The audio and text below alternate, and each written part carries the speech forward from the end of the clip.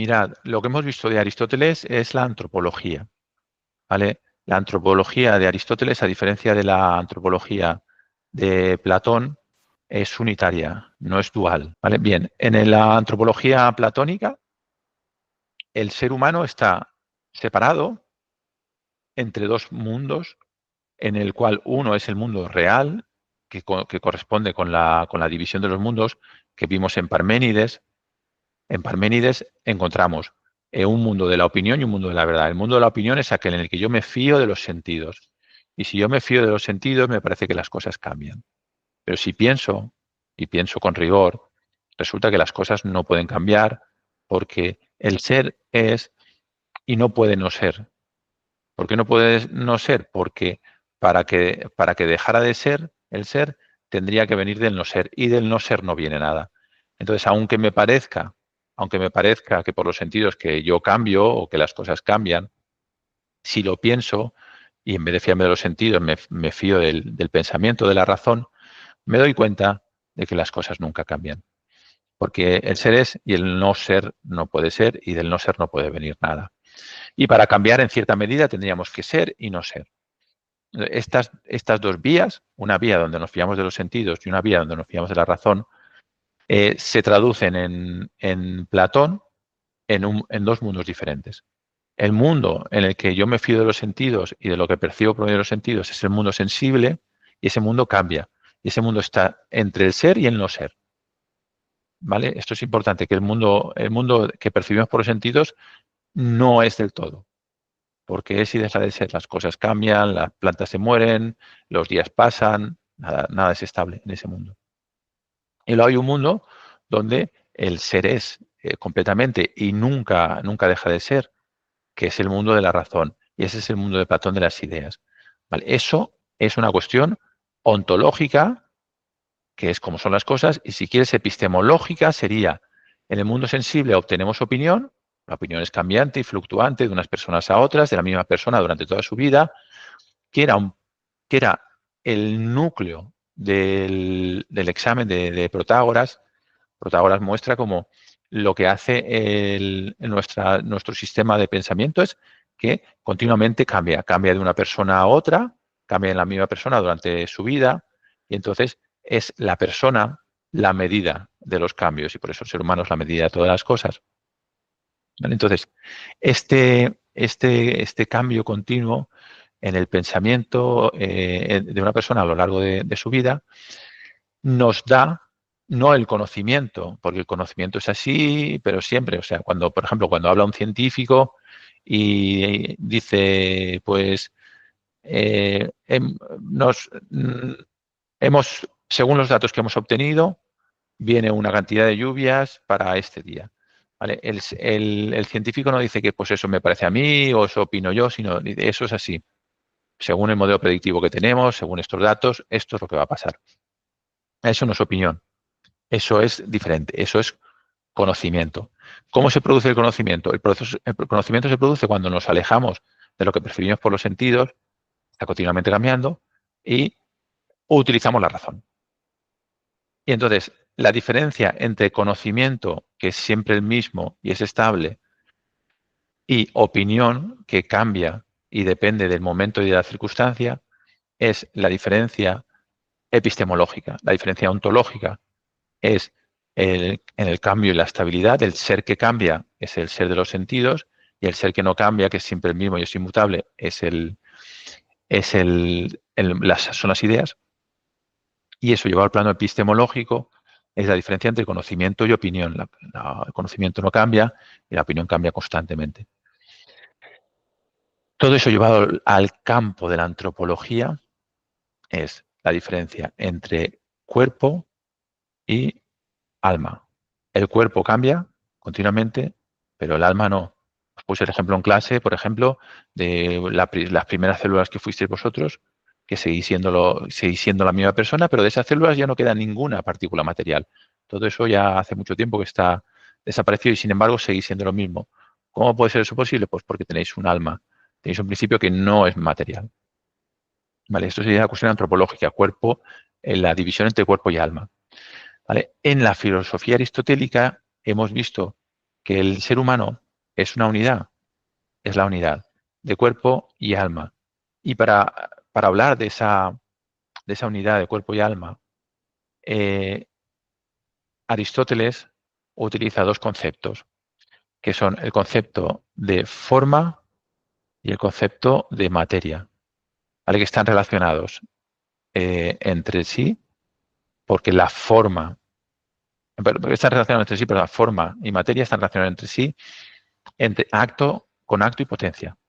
¿Vale? La forma es potencia, perdona, la forma es acto y la materia es potencia.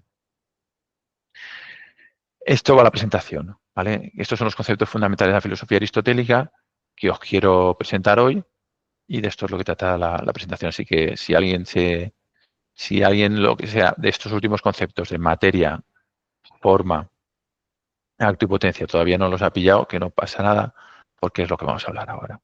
Lo que sí que quiero es que tengáis claro, y me gustaría que me dijerais alguna cosa, que habéis entendido la situación en la que estamos. La situación es la siguiente. Platón, movido por las reflexiones de Sócrates, distingue entre dos principios en el ser humano. Una es el alma, que es estable y que no cambia, y otro es el cuerpo, que cambia continuamente. Estos principios nos llevan a una antropología dual.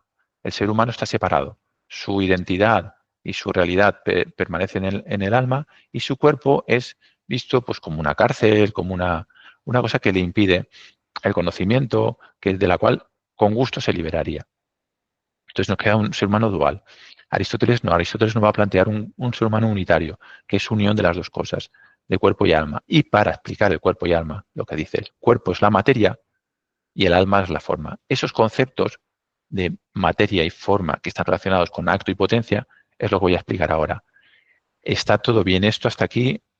Vale, vamos con el primero de los conceptos, ¿vale? El concepto de materia. ¿Vale? La materia, para Aristóteles, es un elemento pasivo y es potencial en la creación de un sujeto. ¿Vale?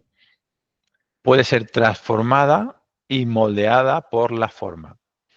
Por ejemplo, y el ejemplo que os pongo aquí es el mármol en sí mismo. Si coges un cacho de mármol, eso no es una estatua, ¿vale? Eso es un trozo de materia, ¿vale? Si tú tienes en tu cabecita la forma de un cuerpo y llevas con tu cincel y le vas dando golpecitos, le vas a dar una forma a esa materia y la vas a convertir en una estatua, ¿vale? Entonces, la materia es un elemento pasivo y es potencial, ¿vale? Y aquí me interesa esto de la palabra potencia. Mirar la palabra potencia en el diccionario, ¿vale? Y la palabra acto también os ayudará. Esta, me interesa, perdón, el concepto este de potencia, porque lo veré más adelante, pero si no, no se entenderá. Mirad, en potencia, una cosa es potencia, es distinta que en acto. Una cosa es en potencia, significa que tiene una capacidad para desarrollar algo. Por ejemplo, un trozo de mármol se puede convertir en una estatua.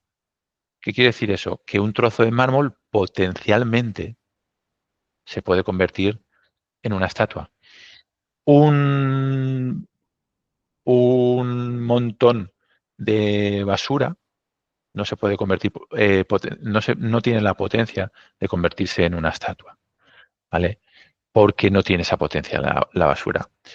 Pensad, imaginaos una semilla y una piedra, ¿vale? Yo pongo en un platito una semilla y una piedra que sean más o menos parecidas.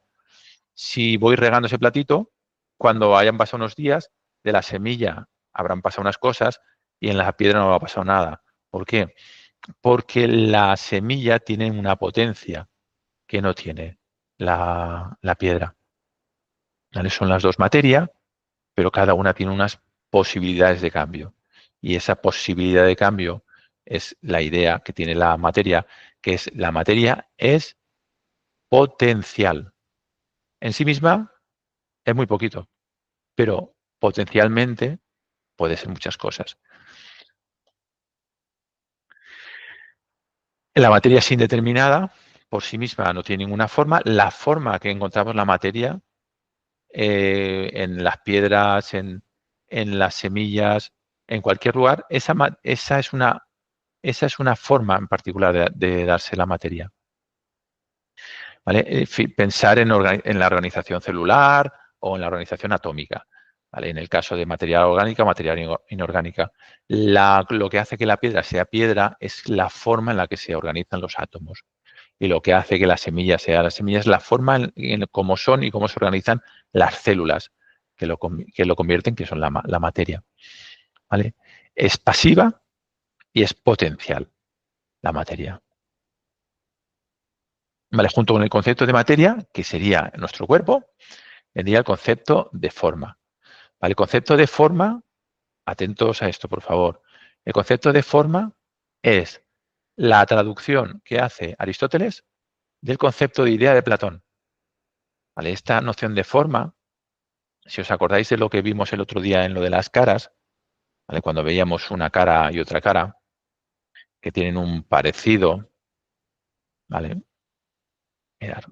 Si os acordáis en esto, hacíamos una reflexión de, bueno, vamos a ver, yo veo aquí los ojos de Mesut Özil, los ojos de este hombre, la disposición de las orejas, el pelo, la nariz, ¿vale? Entonces veo esta cara, veo esta otra cara y mi mente compara, mi mente extrae de estos ojitos, de esta nariz y de las posiciones relativas, extrae una tercera cara que no la veo propiamente con los ojos, sino que es mi mente. ¿Qué es esta tercera cara? Esta tercera cara lo que hace es establecer en un paquete lo que diríamos la forma de la cara. La relación de los ojos con respecto a la nariz, la boca, los ojos y el pelo y la barbilla. ¿Vale? Todo eso lo mete dentro de una cosa que no se ve en ningún sitio, que es la forma que tiene una cara. Y gracias a esa forma, yo puedo comparar caras muy distintas, como estas dos, ¿vale? Aquí está, creo que es Cher y este es un perro, ¿vale? Donde yo veo un parecido razonable, a pesar de que, claro, sean un perro y una mujer, pero ¿cómo establezco yo ese parecido? Pues porque tengo una forma que me dice, mira, fíjate, boca, boca, nariz, nariz, ojos, ojos, pelo, pelo, y eso lo meto en un paquete, ¿vale? Pues esto que le voy a plantear a Platón a pensar, existen en el alma del ser humano unas ideas que nos permiten organizar eso que vemos en el mundo sensible, que es tan cambiante y tan diferente, pero en el cual, sin embargo, encontramos patrones de similitud. Vale, estamos en el ejemplo de unas caras que son parecidas, pero pensar que con el concepto de justicia es exactamente igual. Este es Mesut Özil es el concepto de justicia en Esparta y este es el de Ferrari, el concepto de justicia en Atenas. Vale, pues tienen características en común. Mira los ojos, mira los ojos, mira la nariz, mira la nariz, mira la boca, mira la boca. De la misma manera, la justicia de Esparta y la justicia de Atenas, aunque sean diferentes, tienen esos elementos parecidos y esos elementos parecidos son, en el caso de Sócrates, las definiciones esenciales, en el caso de Platón, las ideas. ¿Vale? Pues estas ideas, estos principios de organización, Aristóteles las va a llamar, bueno, Platón también las llamaba formas, pero Aristóteles lo que va a decir es que esas formas no están separadas de la realidad sensible, sino simplemente son unos principios de determinación, unas cosas que organizan, ¿vale? Y mirad el ejemplo que tenemos aquí. En la estatua, ¿vale? La estatua es un trozo de mármol que es un cacho materia y ya está, ¿vale? Entonces, el escultor tiene una forma en su cabecita, que es la forma del cuerpo humano. Entonces, por medio de su martillito y su cincel, va quitando las cosas hasta que va dejándola al trozo de mármol representando la forma del cuerpo humano. Entonces, esta forma, para Aristóteles, es un principio de determinación y a diferencia de la materia, que la materia es pasiva, este elemento es activo. Como sabéis, dentro del par cuerpo-alma, la forma es el alma, ¿Por qué? Porque la forma es el alma, es la que manda, la forma, el alma humana es la que lleva al cuerpo hacia adelante. Yo soy yo el que decido mover el brazo y el brazo se mueve. Entonces, el principio activo es el yo que decide mover el brazo y el principio pasivo, que es la materia, es el brazo que es movido. ¿Vale? Estructura y organiza, porque la forma hace que la materia tenga unas cualidades u otras. La forma en que se organiza la materia en la piedra y la forma en la que se organiza la materia en la semilla hace que la semilla tenga unas propiedades y la piedra tenga otras, de forma que si pongo en el platito y las tengo las dos mojadas, de la semilla saldrán brotes y de la planta no. ¿Por qué? Por la forma en la que está la materia estructurada. La materia será pura potencia, porque la materia en sí misma no es nada, lo que pasa es que puede ser llevada a través de la organización hacia unas propiedades o hacia otras, y la forma será lo que actualice, ¿vale? La forma será lo que da en acto a la materia, la que le dará unas propiedades u otras, ¿vale? La función de la forma es, claro, es la definición, le da identidad. Si veis aquí en el ejemplo, pues el trozo este de un trozo de barro, lo que sea, ¿vale? Y yo lo voy a convertir el trozo de barro ese en una cazuela por medio de la forma. Entonces eso será una cazuela, ¿por qué? Por el barro que tiene, o sea, una cazuela por la forma la que tiene. El barro que tiene la cazuela también lo tiene el barro, que lo tiene el cenicero, que lo tiene, no sé qué más cosas hacen de, de barro, ¿vale? Lo que define una cosa, el barro, lo que lo define, la diferencia en el barro entre la cazuela y el barro, que es el cenicero, es la forma que le hemos dado. La forma le da una finalidad, pues en el caso del cenicero nos servirá para unas cosas y en el caso de la cazuela nos servirá para otras. Y lo que hace es realizar la forma. La forma coge la materia y la realiza. Vale, hemos visto materia y forma. Y ahora vamos al concepto de potencia y acto. Os recomiendo que lo miréis en el diccionario las palabras y tal cual. ¿Vale? En primer lugar, la definición de potencia es una capacidad. Eso es, potencia, para la potencia viene que ver con poder. ¿Vale? Es la capacidad de llegar a ser algo distinto, es una posibilidad inherente en la materia. Yo, por ejemplo, tengo la potencia de convertirme en un abuelo, ¿vale? Porque yo tengo hijos, entonces yo ahora mismo no soy un abuelo, pero en potencia podría ser un abuelo. Un árbol no. Un árbol no tiene esa capacidad que tengo yo, porque tiene una forma distinta, porque tiene una estructuración distinta. ¿Vale? Fijaos, el ejemplo de la semilla. ¿Vale? La semilla tiene la potencia de convertirse en un árbol que no tiene la piedrecita que está al lado o que no tengo yo. Yo no tengo la potencia de convertirme en un árbol. ¿Vale? El ejemplo de la semilla, la potencia de la semilla es la planta. El ejemplo del bloque de mármol, ¿vale? El bloque de mármol tiene la potencia de convertirse en una escultura. El agua de un río no tiene la potencia de convertirse en una escultura, o el viento. El viento que sopla tiene otras potencias. Si gira una hélice de un molino de viento, pues tiene la potencia de convertir el viento, de convertirse en energía, pero el viento no tiene la potencia de convertirse en una estatua, una escultura. Un lienzo en blanco se puede convertir en una pintura, lógicamente, si el pintor actualiza esa potencia, ¿vale? Y pues exacto, un balón de fútbol pues no tiene esa potencia de convertirse en eso, sino tiene potencia para desarrollar otras actividades. Vale, entonces, como resumen,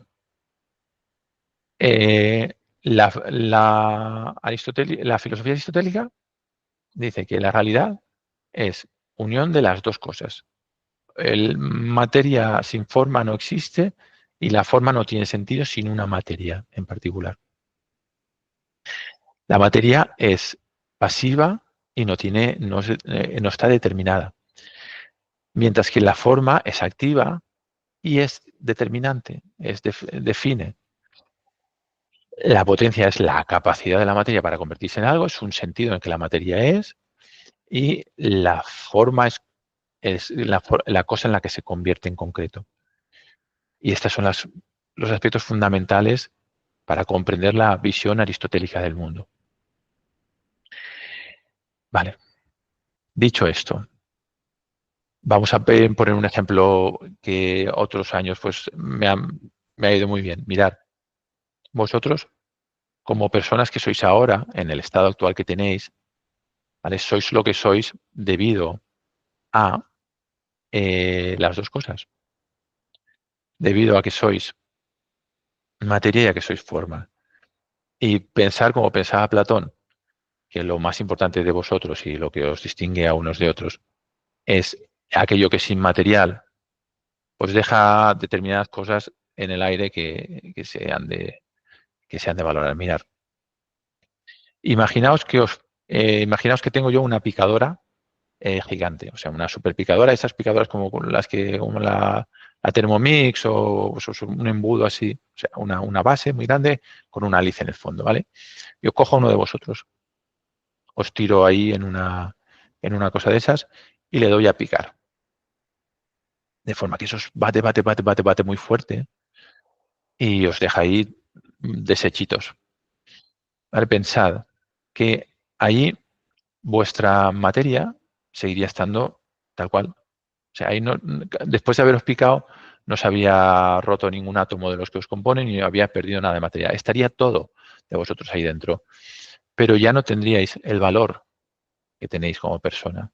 De hecho, claro, a partir de ese momento, vuestra materia estaría intacta, pero habéis perdido que, a ver si alguien está ahí escuchando, en el momento en la picadora, que os meto a la picadora y os pico bien picaos, ¿qué es lo que habíais perdido? ¿Qué parte de vosotros habíais perdido en el análisis este aristotélico que estamos viendo de los términos aristotélicos?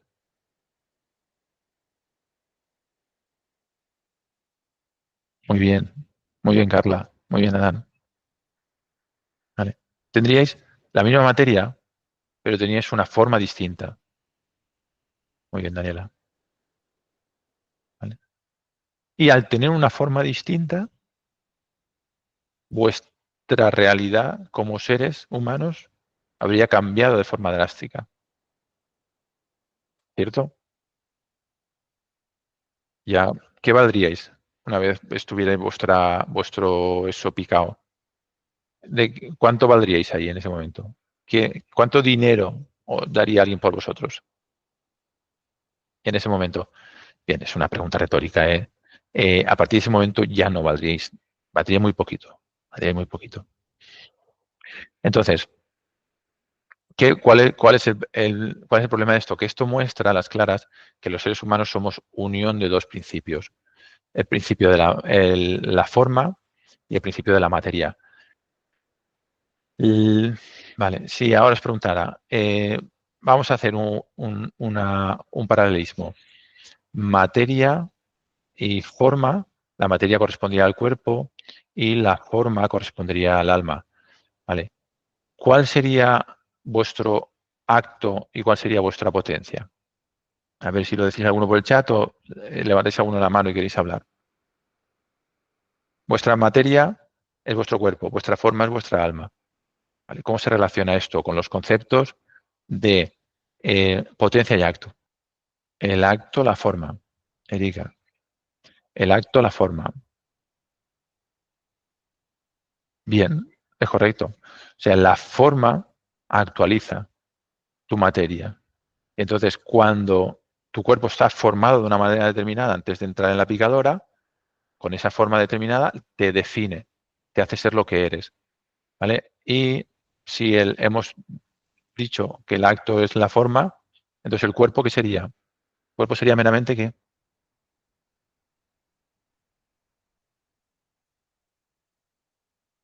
El cuerpo sería meramente la materia, que sería pasivo, que sería una base para que tuviéramos una forma en la que se encargara. Vale, muy bien. Entonces, desde el punto de vista de Platón, somos las dos cosas separadas y nuestra realidad está en el alma. Se puede probar, y de hecho Platón lo piensa así, que somos inmortales. Aristóteles, ¿qué pensáis vosotros que pensaba? Sí. El alma, vista desde ese punto de vista, el alma es una forma que actualiza un cuerpo. El alma solamente es en la medida en la que tiene un cuerpo. Cuando el cuerpo muere, el alma también. ¿Vale? Hay aquí una excepción. Vamos otra vez a nuestra presentación de las caras. Mirar, el análisis de Platón es el siguiente. Yo puedo ver una cara y puedo ver otra, pero no puedo ver el parecido de las caras. Y entonces piensa, bueno, si todas las cosas de la experiencia son distintas, si el mundo de la experiencia está en continuo cambio, sin embargo, los conceptos, los parecidos, las definiciones no cambian, ¿qué ocurre aquí? Pues ocurre lo mismo que el alma y el cuerpo, que son cosas totalmente separadas. ¿Vale? No pueden venir los conceptos como las definiciones o los conceptos estables, no pueden venir de lo que percibo por los sentidos, porque percibo por sentidos está siempre cambiando. ¿Vale? Si una cosa está siempre cambiando, no puede ser estable. Si las definiciones son estables, si los parecidos son estables, entonces no pueden venir de los sentidos. Gracias a estas reflexiones que de Platón le vienen a Sócrates y de Sócrates le vienen porque los filósofos naturales pues empezaron a investigar la naturaleza. Aristóteles, que fue alumno de Platón, se planteó el siguiente problema, que dice, bueno, vamos a ver, Platón dijo que los parecidos, las cosas que tienen en común, determinadas cosas que pertenecen a un mismo grupo, no pueden ser derivadas a partir de los sentidos. ¿Esto es así? Se pregunta Aristóteles. ¿Es estrictamente así? Entonces, Aristóteles, que investigaba sobre las distintas facultades que tenía el alma y distinguía entre distintas facultades, entre la facultad para nutrirse, la facultad de la percepción para orientarse en la vida y la facultad de pensar, se dio cuenta de que nuestra facultad de pensar tiene una parte que es pasiva, que recibe la información de los sentidos, pero nosotros también somos activos. Nosotros somos capaces de, a partir de lo que viene de los sentidos, pues yo qué sé, vemos un caballo y vemos un toro y cojo caballo y le pongo cabeza de toro y me tengo pues un minotauro o animales así que son mezcla de unos y mezcla de otros. Eso ¿cómo lo hacemos nosotros? Entonces, Aristóteles llegó a la conclusión de que existen dos funciones en el entendimiento. Una función que es meramente pasiva, que es por la que me dejo afectar por los sentidos y por los que veo esta cara de aquí y veo esta otra cara. Pero hay una función activa en el entendimiento. Se llama función activa, sí, la palabra activa y la palabra agente es la misma. ¿Vale? El agente es aquel que hace algo, que es activo.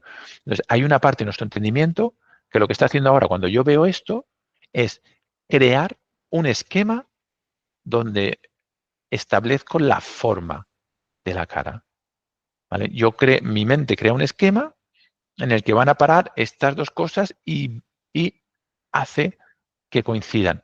¿Vale? Este entendimiento que conoce Aristóteles con el nombre de entendimiento agente, ese entendimiento no es meramente pasivo y es activo.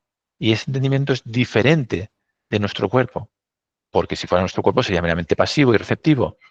Y entonces, a partir de esta creación del entendimiento agente, que es donde creamos los esquemas, donde también entendámoslo todo, donde también creamos las definiciones esenciales, donde creamos los conceptos estables y en última instancia también lo que Platón decía que son las formas, Aristóteles pensará, esas formas las hemos creado nosotros, los ha creado en nuestro entendimiento en una función activa que tiene entendimiento agente. Y estas funciones no estarán, hipotecadas, no estarán ancladas a la mera estructura del cuerpo, sino que tendrán un papel diferente. ¿Vale? Pues por ahí, por esta parte de lo que conocemos sobre entendimiento agente, autores posteriores dijeron, ese entendimiento nuestro, cuando acabe nuestra vida, no tiene por qué morir. Cuando acabe nuestra vida, ese entendimiento puede seguir viviendo, porque no dependía del cuerpo. Entonces, resumiendo,